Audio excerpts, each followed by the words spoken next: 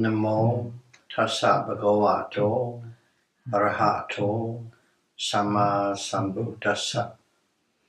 Namo tassa bhagavato arahato samma sambuddhassa.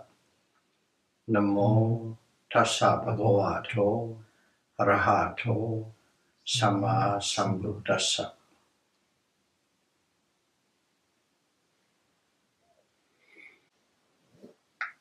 Dhamma of Peace series, number 44.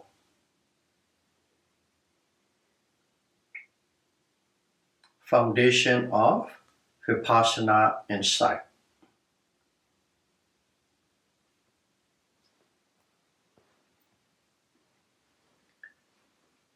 Today talk piece together two incidents at the time of Buddha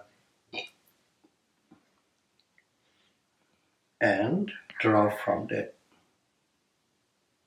One incident is once Bhikkhu Susima asked what a newly ordained monk must practice to the Buddha. And the Buddha answered Susima that they must practice the four foundations of mindfulness, Satipatthana. Here's the key point. It requires purity and morality. And newly ordained monks practice Satipatthana, but requires purity and morality. That's the emphasis.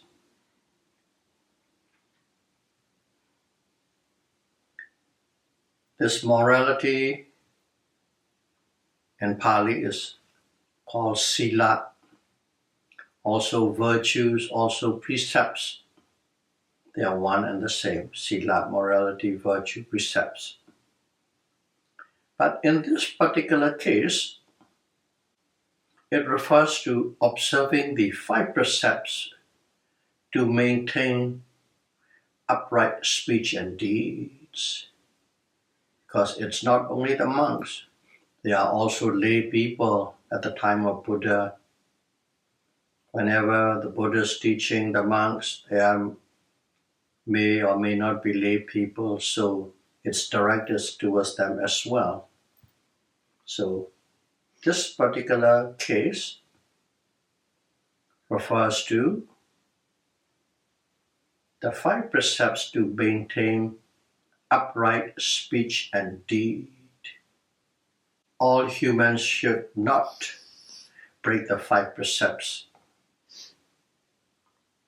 in killing or being cruel to any beings, taking anything which is not willingly given, engaging in sexual misconduct, telling false speech, and taking intoxicant and drugs that cloud the mind. Those are the 5 precepts. The audience is quite familiar with the 5 precepts.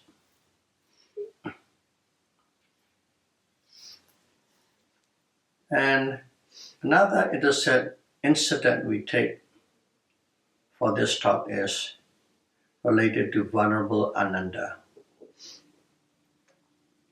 Once Venerable Ananda mentioned that a person who has not broken, punctured, vanished, or had gaps in the 5 precepts would quickly and easily establish intense concentration, samadhi. And such persons are praised by the wise. When we say wise, these are Ariya, Arahant. 4 points A person who has not broken the precepts, punctured the precepts, vanished the precepts, or have gaps in the precepts. Those are the 4 points Venerable Anda mentioned specifically. It comes out of a question posed to the Buddha, but here we just make it simple. So what does Venerable Ananda's statement means? Okay, broken, punctured, vanished, and had gaps. The broken precepts refer to failing to observe the first precept, which is killing beings, and the 5th precept, taking intoxicant. Those 2, the first and the last of the 5.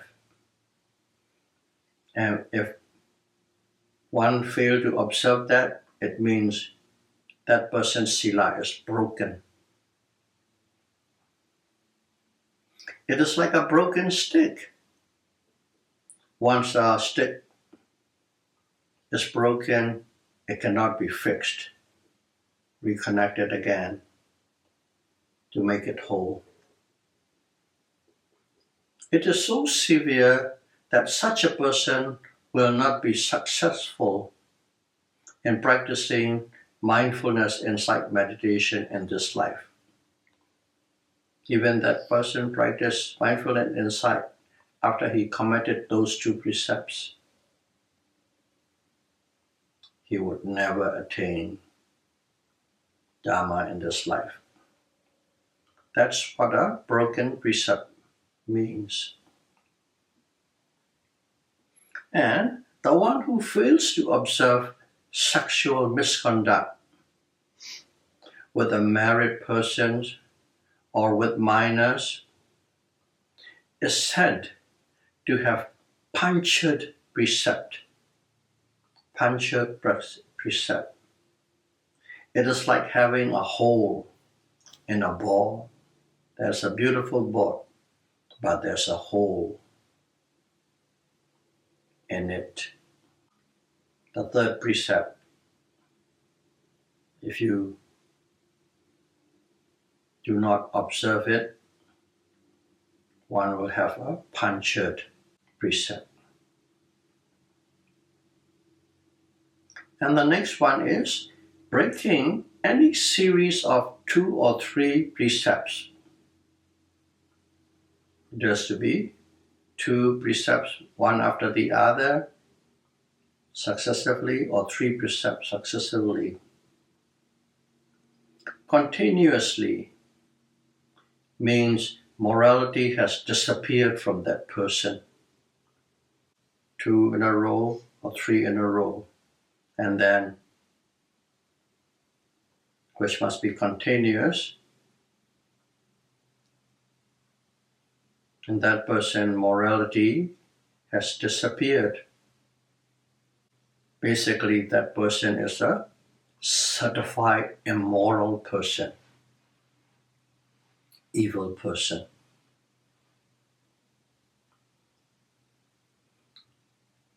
And the 4th one is breaking a precept, having a gap or space in the 5 precepts. If you break 1 precept,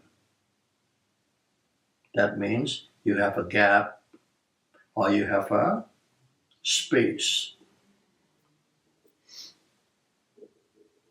in the 5 precepts, having a space, having a gap. So those are the 4. One who is free from the above 4 types of faults has clarity of mind and is happy. There is no need to worry about anyone coming after you. And these people can develop concentration samadhi with ease and efficiency. because samadhi extinguishes suffering and brings the bliss of stillness in the duration of samadhi. In other words, people who are endowed with precepts are free from the full force. You sit down and meditate and your concentration comes quite easily, quickly, efficiently. And during that period, one feels the bliss of stillness. Because of these benefits, free from force and able to develop concentration quickly and easily, because of these benefits, the wise, the noble ones, praise those who are endowed with morality. That much is important. The wise praise the people who are endowed with simplified precepts. But one thing was not broken, not punctured, not banished, and have no gaps. Perfectly flawless.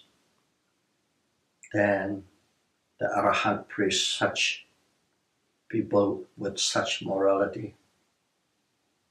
Morality is the foundation for developing concentration, which is the power to discern the specific and general characteristics of the mind and body. Mind and body means self or soul, thereby cultivating wisdom, pinya. Without concentration, you cannot see the true nature of mind and body.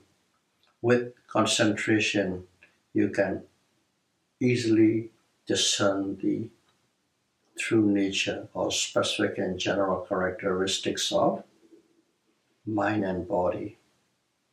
To understanding that is called wisdom, pinya.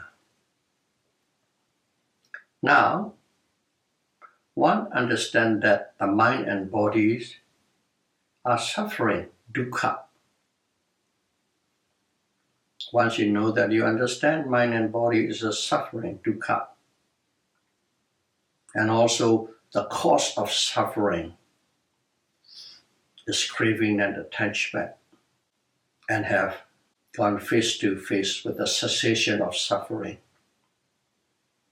dukkha nirodha. To penetrate the Dhamma, one only needs to look and watch the mind and body intensely and constantly with mindfulness, which means Satipatthana. But this must be based on the foundation of pure morality. The emphasis, the foundation, the base is purity of morality to be able to attain liberation. May all of you be able to keep oneself with purity of morality and develop concentration samadhi and attain liberation, nibbana, as soon as possible. Sadhu, sadhu, sadhu.